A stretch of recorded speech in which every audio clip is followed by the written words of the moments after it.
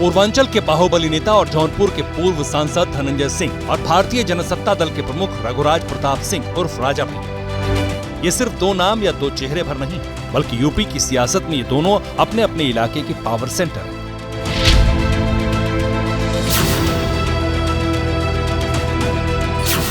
सबसे पहले बात धनंजय सिंह की करते हैं, जिन्होंने मंगलवार को जौनपुर में समर्थकों के साथ मीटिंग की और फिर बीजेपी को समर्थन देने का ऐलान कर दिया।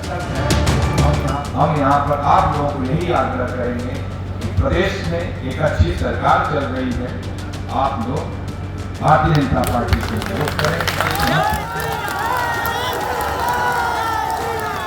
सुना आप ये कह रहे थे कि ये तटस्थ रहने का समय नहीं है, हम तटस्थ नहीं रह सकते हैं। लोकतंत्र में आप तटस्थ रह भी नहीं सकते, या तो आप हाँ में रहिए या ना में रहिए। तो हम लोगों ने तय किया है कि जो एक अस्थाई सरकार देश में चल रही है, भारतीय जनता पार्टी के नेतृत्व में वो सरकार चले, उसको समर्थन हम लोगों ने दिया।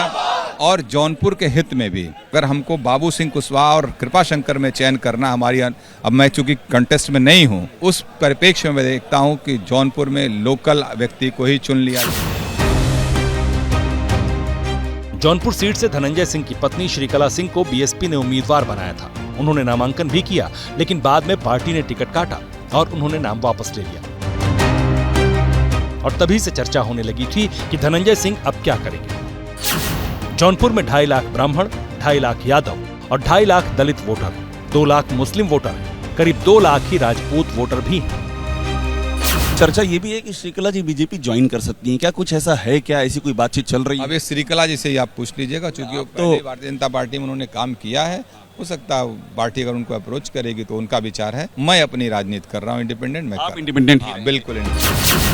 इस सीट पर बीजेपी से कृपा शंकर सिंह उम्मीदवार हैं, जो मुंबई की राजनीति में अच्छा दखल रखने के लिए जाने जाते हैं। समाजवादी पार्टी से बाबू सिंह कुशवाहा मैदान में हैं, जबकि बीएसपी से मौजूदा सांसद श्याम सिंह यादव चुनाव लड़ रहे हैं। बगावत करके आप जौनपुर आए हुए हैं, जौनपुर की लड़ाई के बारे में जरा समझाइए। जौनपुर में तो पहले त्रिकोण था, अब त्रिकोण थोड़ा सा किनारे हुआ है, अब त्रिकोण 1-2-1 हुआ, 2-4 ध्यान 1-1 होगा।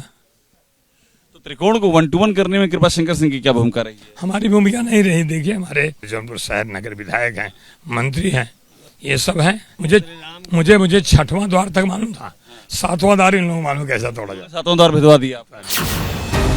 जौनपुर में धनंजय सिंह तो बीजेपी के पक्ष में खुलकर आ गए, लेकिन प्रतापगढ़ में राजा भैया ने खेल फंसा दिया है। मंगलवार को राजा भैया ने ही समर्थकों के साथ मीटिंग की थी। हालांकि उन्होंने कैमरे पर आकर इतना ही कहा कि समर्थक फैसला लेने के लिए स्वतंत्र हैं। यानी कल की मीटिंग में उन्होंने किसी को भी खुलकर समर्थन नहीं दिया। सबसे राय लेने के बाद अब ये निर्णय लिया गया कि इस चुनाव में जनसत्ता दल की तरफ से कोई किसी के समर्थन का निर्णय नहीं लिया गया है और सभी सम्मानित जो कार्यकर्ता समर्थक है, जिनका जहां मन हो, जिसको मतदान करना, जिसको आशीर्वाद देना, वो स्वतंत्र है, वहां कर।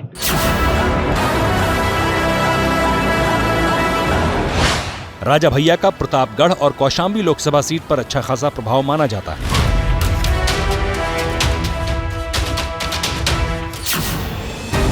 महीने की शुरुआत में राजा भैया की अमित शाह के साथ बेंगलुरु में मीटिंग हुई थी, जिसके बाद ये बात सामने आ रही थी कि राजा भैया बीजेपी को समर्थन दे सकते हैं। कल मीटिंग से पहले भी केंद्रीय मंत्री संजीव बालियान राजा भैया से मिलने पहुंचे थे, लेकिन बीजेपी से राजा भैया की बात नहीं बनी।